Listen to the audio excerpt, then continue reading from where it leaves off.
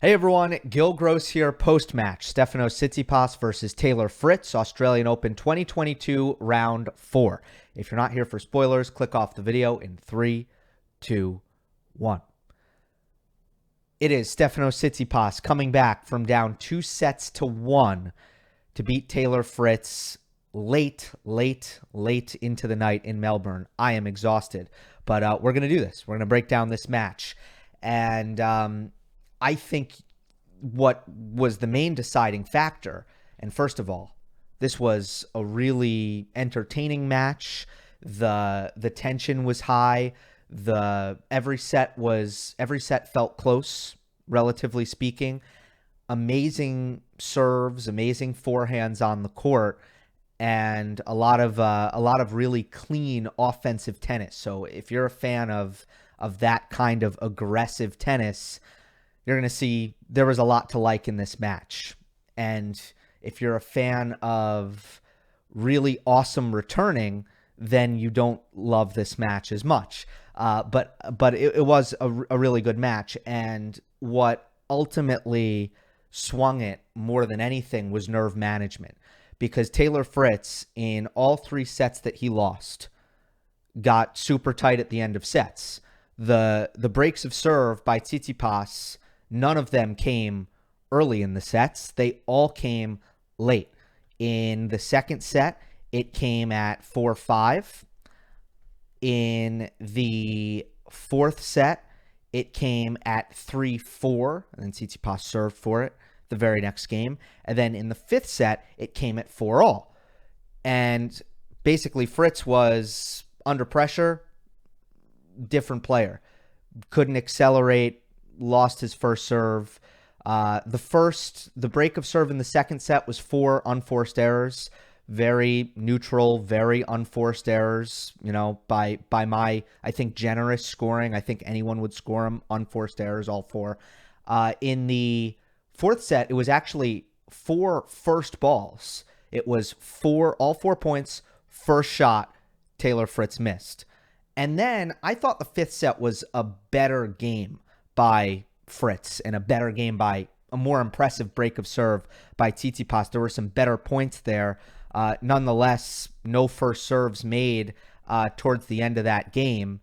And yeah, I mean, the last three points Fritz lost, besides actually the set point were second serves. And then on out, the break point that ultimately decided the match, Fritz had a bunch of forehands in a row in the middle of the court, and they're forehands that he should have finished, but he just got very tentative and then missed a volley that if he could have put away that volley as well. Certainly it wasn't a difficult volley. So, Fritz just got tight. Now, what did Tsitsipas do? He executed. Every time he had to serve out a set, it was clean. There were clutch serves, first serves. There were clutch forehands. And he held his nerve and acted like it was no problem at all, like he had been there a million times before. So in a match this tight, it was nerve management. That is what decided things in Tsitsipas's favor. That was his biggest advantage. I think in general, the Tsitsipas serve is certainly the MVP of the match because he did not have most of his game clicking for the first 3 sets, Tsitsipas, especially in the second set. And the second set was an unbelievable display of serving by Tsitsipas because he barely needed to play. I mean, all throughout the middle of that second set, and mind you, at this point, Steph looked very uncomfortable, and we'll get more on that later. It didn't really matter because his serve was that good. He really didn't need to play behind it at all. And then he got that break of serve at 4-5. But it was present throughout the match. And in the fourth set, the forehand clicked. And from the very time the forehand clicked, and the serve was, again, present all match, as soon as the forehand clicked, it was incredibly rare that on a first serve point by Tsitsipas that he wouldn't win it within the first 2 shots. I mean, really, really rare. And that's because Fritz does not have the athleticism, the service box coverage to really make good returns when Tsitsipas hits his spot. And that is kind of ultimately what I will likely be talking about with Fritz in the years to come, is not about the shortcomings in any of his racket skills, which are exceptional, from the serve to the forehand to the backhand, working on the transition game, certainly, but it's the athletic limitations. And one of the places where those athletic limitations really come out is his ability to cover the service box by being, explosive out of his split step. I thought when Tsitsipas hit his spots, the serve really wasn't coming back for the most part. 80% first serves won, or I think it was 79% by 79% by Tsitsipas. Fritz returned about 55% of first serve returns back in play, and they weren't timely generally. I thought in the clutch, that was when Tsitsipas got his free points, especially late in sets when he really needed them. He lost the first point in a lot of service games. I mean, there were so many love 15 holes, and sure enough, service winner, ace, or serve +1 forehand, and he wins the point.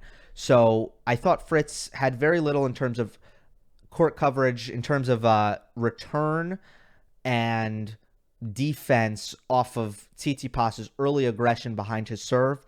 Fritz did not have answers there.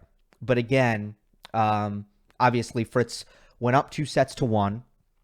The second set, Tsitsipas won, wasn't playing well yet at all, didn't have a feel for things, and again, didn't need to play because his serve was that good. And then he clicked in the fourth set. So let me give the larger context here.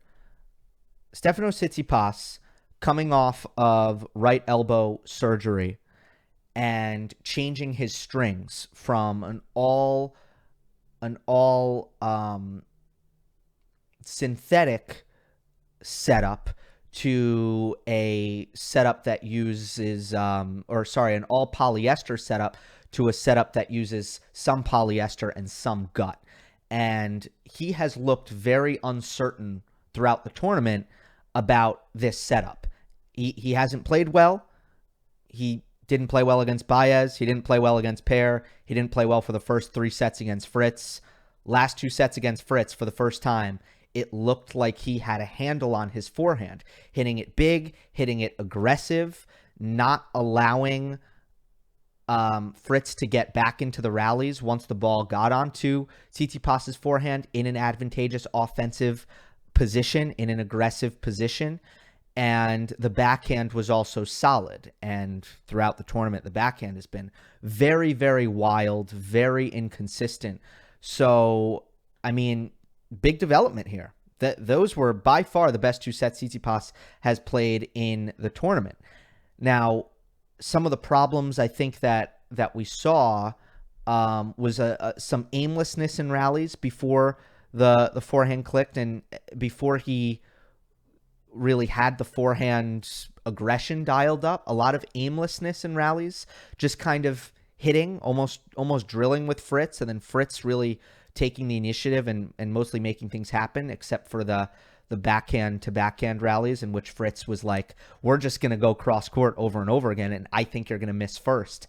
And Tsitsipas stopped missing first. And Tsitsipas was the one with the variety, mixing in the slice, which was actually really good in this match. My only critique would be that when he did slice, he never went to the drive usually. It was just slice, slice, slice for the whole rally. He wasn't really mixing it up. But the slice was actually, it was a good slice match for Tsitsipas. And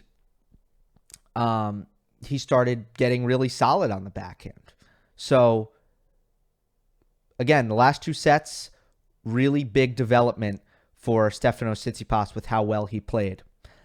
And I think that is it. I mean, what we've seen with Tsitsipas, by the way, statistically, that I want to throw in there, is that the RPMs are down and the net clearance is also down, which means he's hitting a flatter and a straighter ball. So that's what Hawkeye has said. Again, the new string pattern might be playing a factor in that case, or in that respect. So that is interesting. Maybe energy played a factor, but I didn't think Fritz got too tired. I really didn't think so. I thought that there was some sloppy footwork on some of those key errors in the fifth set, but Fritz sometimes just does have sloppy footwork. I mean, it happens.